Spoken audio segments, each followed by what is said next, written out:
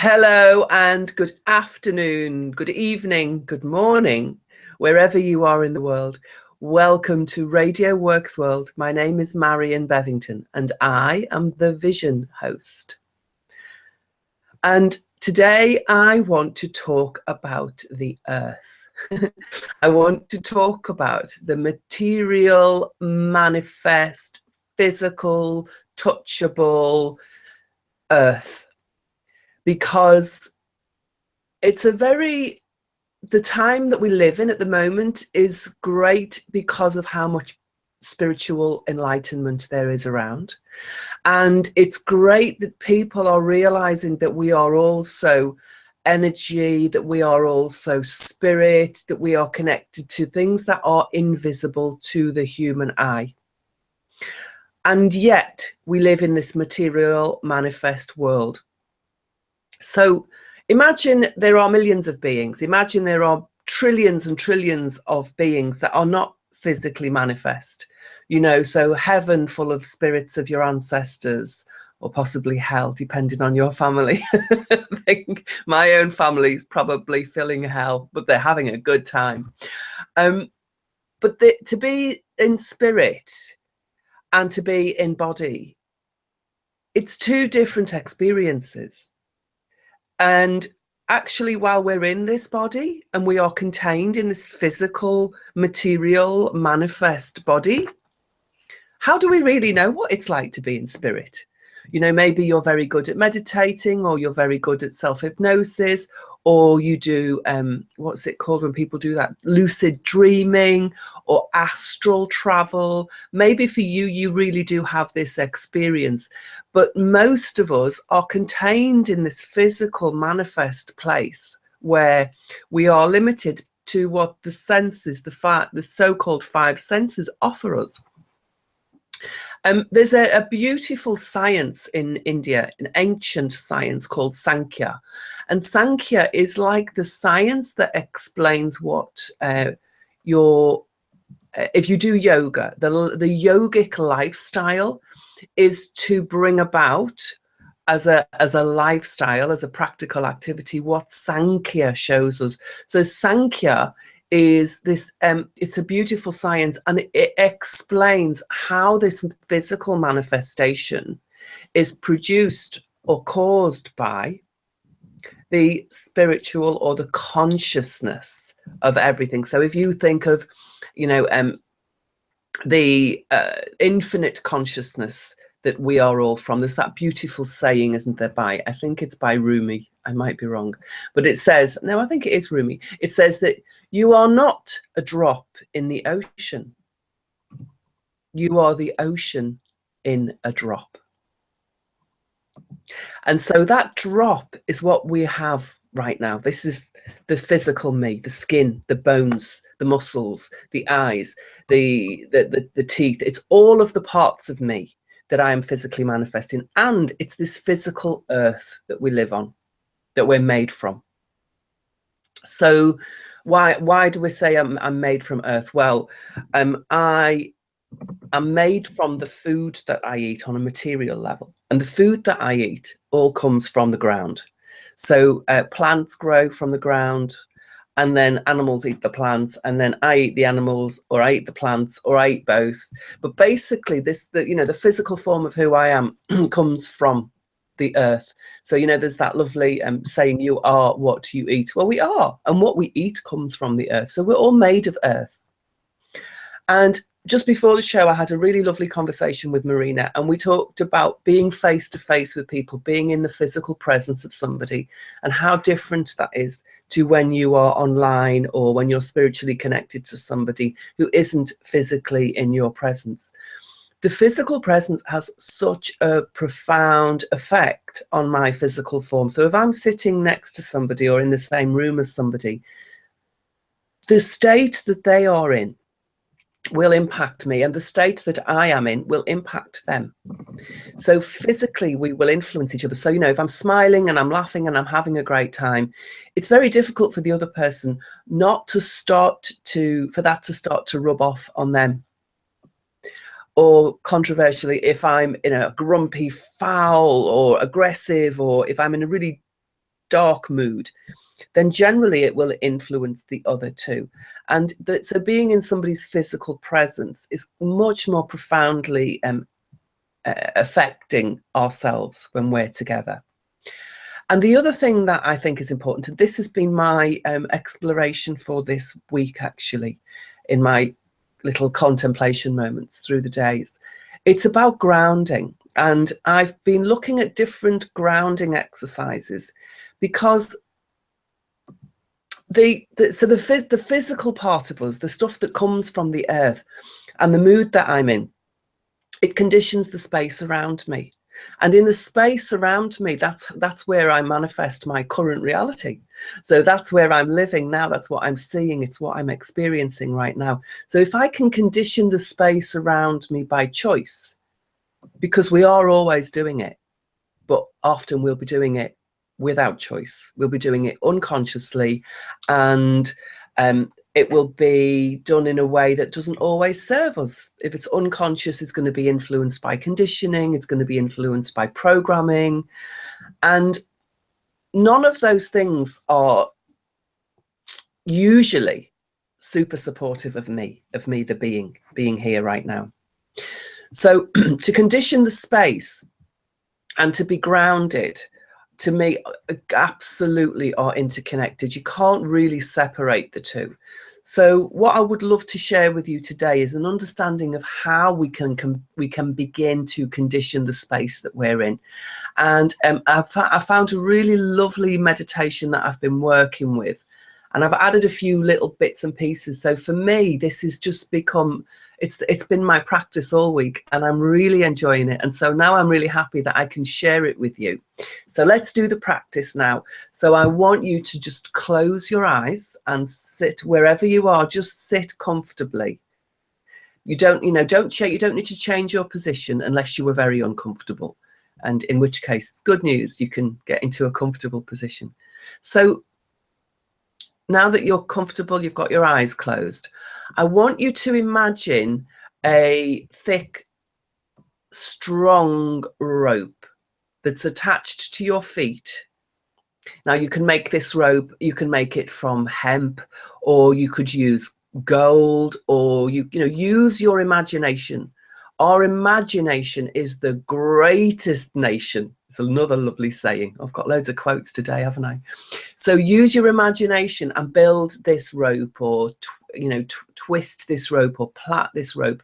Make it from whatever you want to make it from. Really use your imagination. Some nice, strong, long rope. And imagine that rope is attached to your feet, or tied to your feet, but not in a way that binds you, but in a way that makes you feel secure.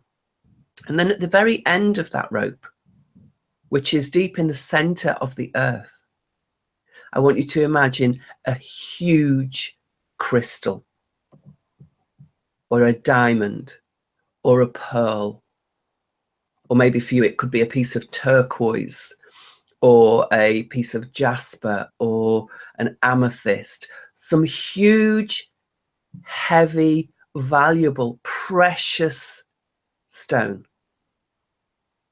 And feel the weight of that stone at the end of that long, strong rope, hanging down into the center of the earth. Allow yourself to feel the weight of the crystal, of the stone, to feel the strength of the rope. And keeping your attention moving down that rope to the stone from your feet, moving down the rope into the stone, moving down, moving down. And allow yourself to continue, you're in your imagination, to sense this connection to the ground, to the earth, to the planet that materially we are part of. So as well as saying you are not a drop in the ocean, you are an ocean in the drop, I could say that you are not some earth from the planet. You are the planet as a part of the earth. Really feel yourself connected to the planet in that way. And then I want you to, while this connection to the ground is there, I want you to allow yourself in your imagination to begin to develop a sense of your aura. Your aura could be just, 6 inches or 15 centimeters away from the skin. So it's like a golden suit of armor. So feel this golden suit. It's golden and it's light. So it's armoring you by protecting you, but it's not heavy like old historical armor. It's made from golden light. So see this aura around yourself. Feel, sense, smell, taste, whatever you need to do to sense in your imagination this aura around you, about 6 inches out from your skin. And if you're feeling particularly anxious or confused or discombobulated, then you can imagine that your aura is made of 3 layers of golden light. So you can triple it up to make it really strong. And so your aura is around you. So not only is it protecting you, it's also connecting you. It's not a barrier between you and the world. It's the container that you're in, and it connects you to everything that is around you. Connects you to all of the molecules, all of the atoms, all of the energies around you. Below you, behind you, beneath you, above you, everything you are connected to.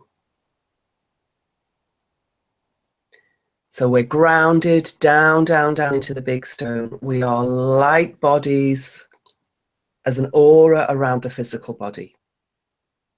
And then the final part of this process is to just start to connect to the different chakras in the body. So the first chakra, which represents earth, it represents the material manifest, where we've come from and where we will go to and where we are right now in this physical plane. And it's red colored. And it's around it's in the space at the top of the legs connecting to the base of the body. So it's as if you're sat in it. So that's a red chakra. The next one is just above that in the belly, just below the belly button. That's an orange chakra. So still grounding down through the feet, down to the center of the earth with your crystal, still connected to the rest of the world through your golden aura, with the red grounded chakra at the base of the spine, at the base of the body. The next chakra is orange. Then yellow is the solar plexus, yellow like the sun, the solar sun. Then the next chakra is the heart, which is the green, beautiful green. Think of how many shades of green there are in nature. There are so many.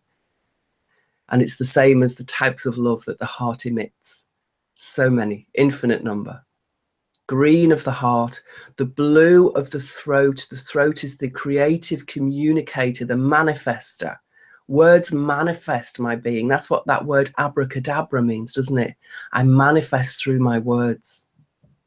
So the blue abracadabra magic energy in the throat. And above that, in the third eye, which is between the eyebrows, this beautiful indigo.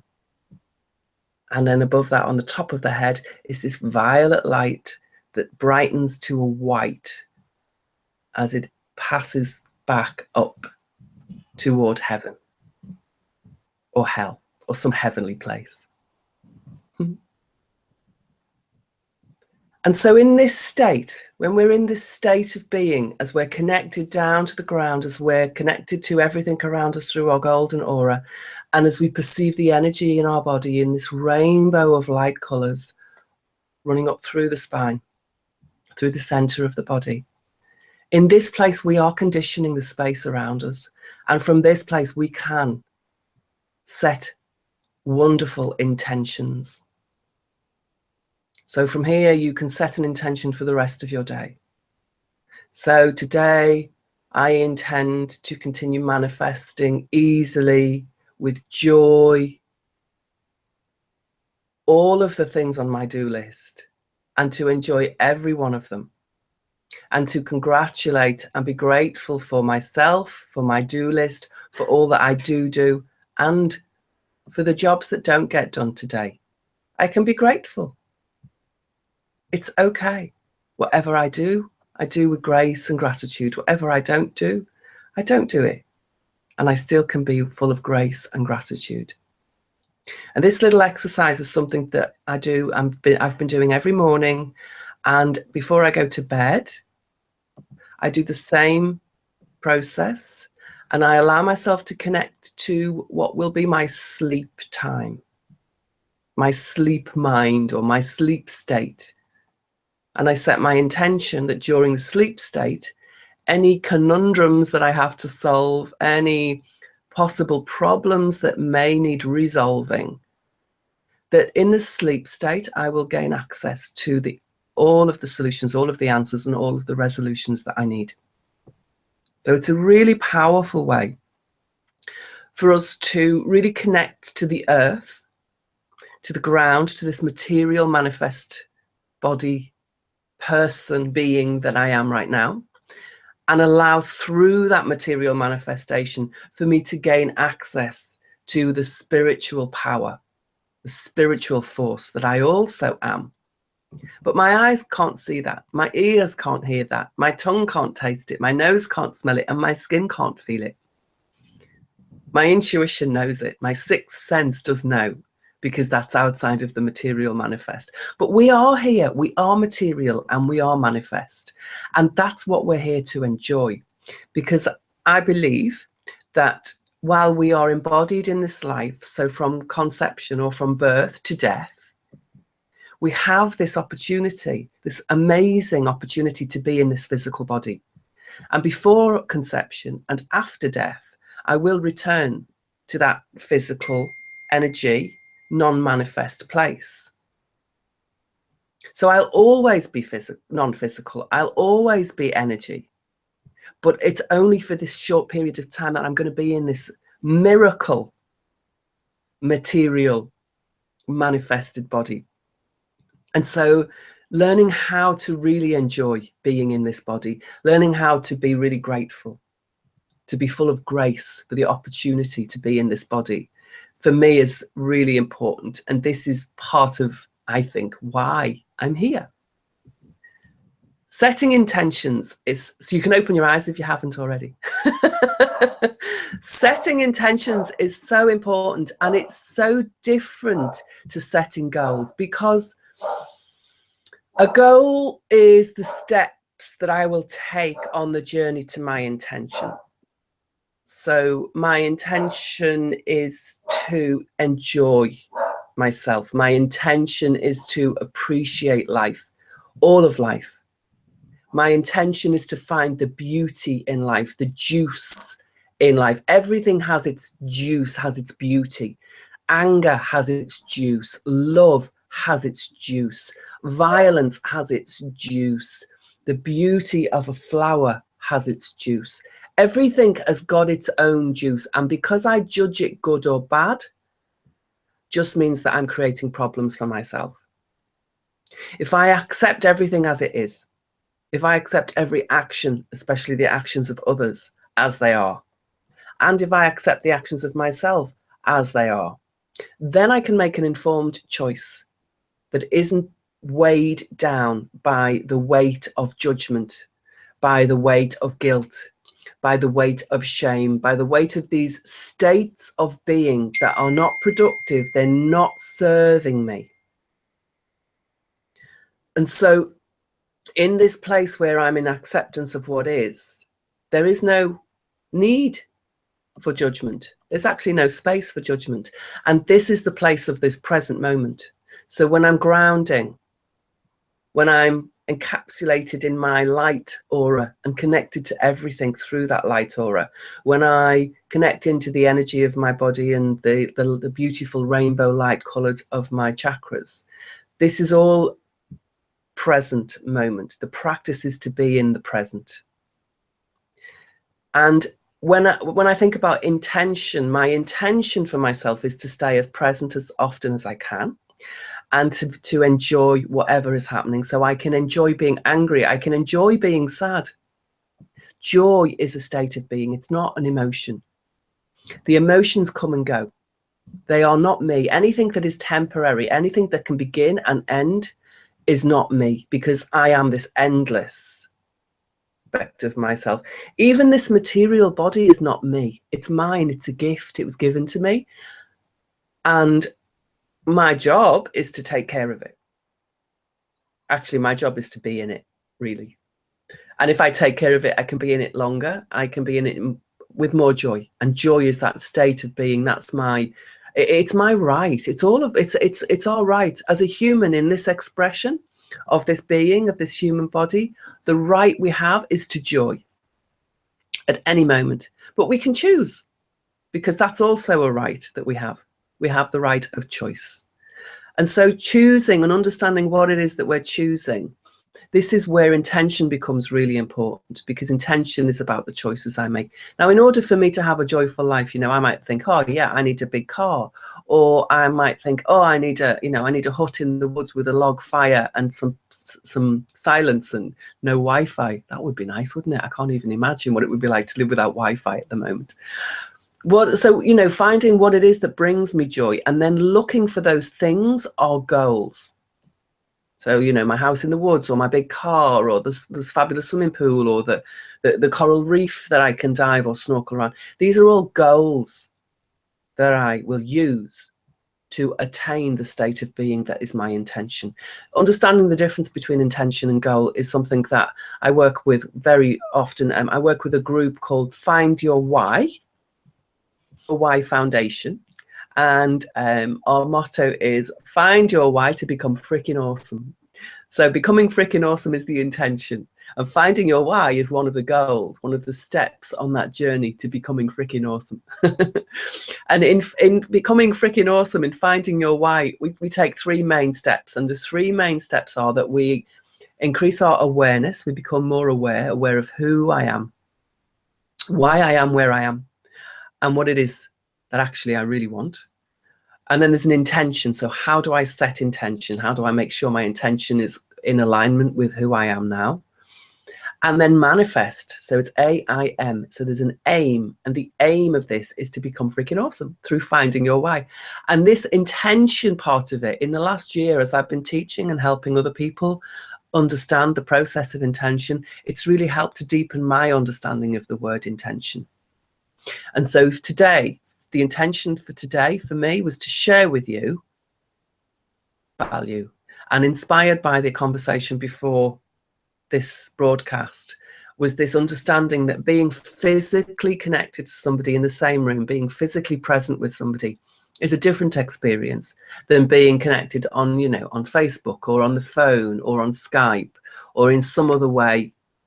Even if you do telepathy or spiritual connecting in some way, being physically present with someone is a unique experience, and it can't be had in any other way other than being physical with people. And also because of this material earth that we all come from, just recognizing how precious this earth is. And all of this that I've just said is completely inspired by the idea of going to live in the woods.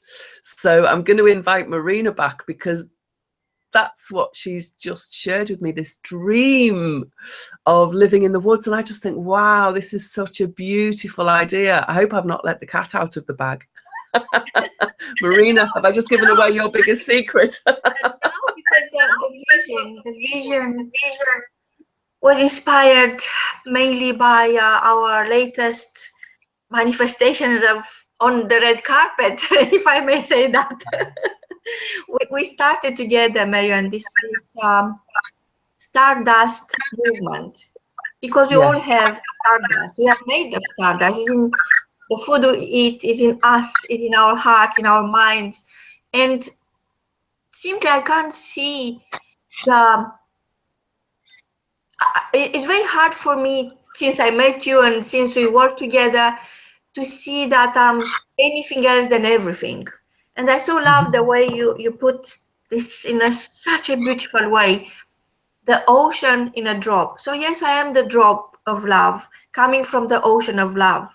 But I'm also the ocean. Yes. A deep ocean inside that drop who makes me. So yes, I think the idea is mastering that drop of love you've been given at birth, because it's not yours to hold on. is creating so much abundance of love that is no ending. And I know it sounds grand, but it is grand, and it is possible, and it is available. So what I realized lately, since I'm helping people to, actually I remind people who they are and where they're going. And there are people I've met in real life, and there are people I never met, but then we meet. And there are people who I never met, I'm helping them to broadcast their passion, and then we never meet. Yeah. Because they stop. Their greatness, the clock of their greatness stops. They feel disconnected from their own greatness, and my job, my divine job, is to reunite them with their inner greatness, to reunite them with their passion. And I'm thinking, wait a minute, I'm doing this halfway through. I'm not delivering what I'm supposed to deliver. I'm supposed to deliver this amazing person with their amazing awesomeness into the world, and connect them with who they are, and connect them with who we are, and understand what is that connects us all. And I'm thinking, all these online connections, yes, they are good, but they're not good enough for me anymore. I feel that looking into the records and to the results I'm getting, and I'm obsessed by fast results, as you know. Yes. Every single person I met, they finalize their delivery. Out of the people I meet, I do not want to feel that I leave somebody outside. I don't want anyone to feel how I felt. I felt left in a cold. So I was going from this transactional world into the transformational world, and I had no idea where to turn next, and I had no idea what to do with myself anymore. Yes. So I decided to move out of London, to go into the woods where I will have some outdoor building where I'm going to have weekly workshops, and everybody who wants to write their book and they need someone to twist their arm to bring the story out into the world, I'm there. So it's not going to be an excuse anymore. It's not going to be, I don't know how, I don't know where, I don't know what to do next. So we are going to create an environment where everybody got the same chance to bring their greatness out and put their name on it.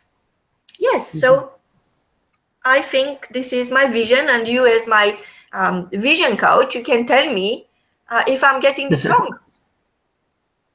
Well, no, I don't think you're getting it wrong, but I do think there's a part of you've got such a beautiful Mother Earth energy, and your desire to see your children or your students or the people who you connect with, that your desire to see them shine their light is so great that I think sometimes you forget that it's their responsibility, and you take on the responsibility of switching on their light. And it's beautiful that you do that, and it's really useful because most people really need that amount of support. But then I think sometimes we do have to, you said you don't want people to experience the bad things that you've experienced. I think sometimes the bad things are the gift that people need to take the next step into their own light. And I am the same, and this is how I recognize it, is that I want to rescue people. Yes, so no, I'm very grateful for being left in a cold. I'm very, very grateful. And I'm thinking, we want to take them out, don't we? When we see another person in that cupboard, we go, oh, look, this is where the door is. But actually, but at least, the way I see it, actually, maybe I didn't phrase it correctly, because the way I see it is that I don't teach anything. I just share what is available. And I provide those small hinges to swing huge doors. And at least if they're into the light, on the red carpet, at least if they have that experience, they could make a choice. This is for me or not for me. But I don't want anyone to be denied that chance. I don't want anyone to feel, oh, these doors are heavily bolted. I can't open them. There's no way. I won't even try. So opening the doors into a new space where there is room for everyone, or you could put your name on your own space. I think it's about reminding yourself who you are and reminding yourself where are you going. Yeah, I know. No, I mean, I love the, I love the work that you do, and I love the support and the tools that you give people. And the reason I'm sharing this is because I suffer with the same over responsibility for other people. I think it's part and parcel of being a woman sometimes. And I'm not a mother, but I have lots of brothers, lots of nieces, lots of nephews. And I've always been a caretaker. I don't know if I was given it as a child, but it was a role that I assumed as a child. And I think we share this same philosophy in life, is that we are actually good at taking care of people. But isn't that wonderful? Because actually I'm not taking care of anyone. What I'm accepting into my own mind and my own heart and into my own time is that I borrowed the time. This is not my time. I borrowed the time to deliver my own life mission. And my life mission is to remind you who you are and where are you going. And yes. I don't want to waste my time. I don't want to waste anyone's time. I really think that it's all by choice. It's only happening by choice. So but we have that I disagree with the idea of wasting time, because even though the mind says, oh, well, that was a waste of time because it didn't work, we don't know when things have worked, and they may be realized in the future. So it might, and I had a perfect example of this today. I got a message on Facebook from somebody that I did some tapping with about 6 years ago. Hour, she had an issue that she wanted to talk about, so we did some tapping, and this morning I got a message on Facebook to say how her life has changed. Now, I don't even really remember very clearly what we did. I kind of remember her name because she's a Facebook connection with me. But the story that she told me in this short message on Facebook was incredible. I was in tears because of the profound change that had happened in her life since that day. But on that day, she was arguing with me. She was resisting any ideas that I was sharing. She really was in big resistance with what was happening in the process at that moment in time.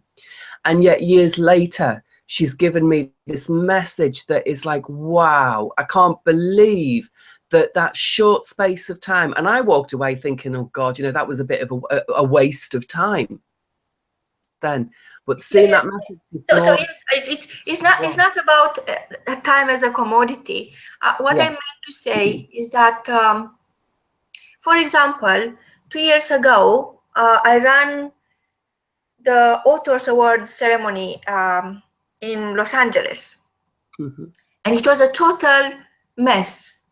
410 people register, only I think 9 or 24, I can't remember, turn up. And then we got some more. And then they said, yes, we are coming. And I ended up with 40 people in a room. And it was, I suffered so much. I became physically sick. Yeah. And I thought I'll never do this again. Yeah.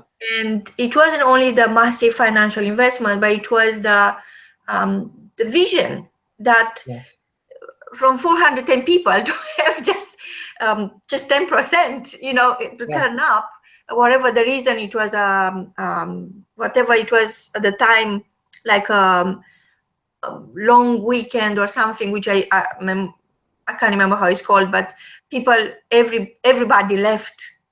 They do, because it's a very long weekend. And I came with this thought in my mind that it's not for me. And then, of course, I put myself together. I realized that, yes, life is tough, and that is normal to go through the process of growing into the person who can deliver your life purpose. And last week, one of the lady who won the award, a lady who lives in Hawaii, and I just gave her the formula. I just created a book cover for her. I made her publish the book, basically. So she done it. So I don't do anything for anyone. Everybody have a choice, but have to be done in a certain sequence. You have to start with the end in mind. So you have to be very clear on what do you want from the book, and who are your readers, who you are going to help with that message, with that content. But she followed everything to a T. And last week I had an amazing communication from her telling me that her book was bought by Walmart, which is a massive chain of shops in America. Wow. So you see, she wanted a total different title. She wanted a total different book cover. And I said, it's not that I don't trust you with what you want, how it's going to look like, but I'm going to offer you as a gift both the book title and the book cover, because we establish everything else. So that's very bespoke for everyone. So what she done, she embraced it. She went ahead with that, and then everybody was voting for her, so she won the awards. The book title is Winning the Game. And a year and a half later, her book is picked up by this big distributor. So of course we are we are here talking about investment, your own time on this lifetime. So at the time, what seems to be a total disaster and almost killed me, like physically, turned to be a massive success. And I really believe, because her name, I used to interview her, and we had a radio show for a while, and I used to call her the Rainbow. And just turned out that her name means the rainbow. Oh, wow. Translation from the local language into English is the rainbow. So that's why I know, and I know is a fact, that each one of us is a rainbow. Yes. And bringing the light into somebody else's dark sky is not a choice, it's a moral duty. And bringing your shyness, your stardust out is something that is not optional. It's true. And I think the more that we live from the heart, then you can't stop it. You can't control it. It happens automatically. But when we live through the mind, when we live in our heads, in our thoughts, in our conditioning, then we're not even aware of our own light sometimes, because it can get very heavy. But when we really connect into the body and go into the light of the heart, then I think that from that place, there's this unconditional shininess, that the light and the love glows from the heart when you live there, when you spend a lot of time in there. And you've got no control over it. It's just automatic. Yes, and it's also coming back to your idea that you are the ocean in the drop. Yes. So yes, it is possible to quiet the mind, to reach infinite dimensions that you can't even think, you can't even imagine. And I came now with a new word, sacred. and sacred, your relationship with Earth. Yes, it is, because I believe the experience is something nobody can take away from you. You could lose anything. You could lose people you love. You could lose earthly goals you achieved, and all the assets, all the money, or whatever it is. The natural elements, it's social instability, it's whatever it is, wherever you are in the world, everything is out there. But yet, when you walk on the red carpet and you autograph your book, and people are coming to you and they look up to you, that's something nobody could ever take away from you. Absolutely. And that's the same thing as an intention. An intention is to achieve that experience that can never be taken. So that's a really Wow. beautiful way to understand the distinction between goals and intentions. So intentions will give you the experiences and the states of being that nobody can ever take from you, whereas goals are just the things that can come and go. That's a really lovely way to distinguish between those two, because it's such a difficult thing to understand for many of us, the difference between intentions and goals. And yet when you get it, it's profound, it's really deep, and it's so powerful. I love the way you said, not if, is when. So learn that you are the ocean in the drop. Is not a question of if anymore, is a question of when. From both of us, until next time, is goodbye.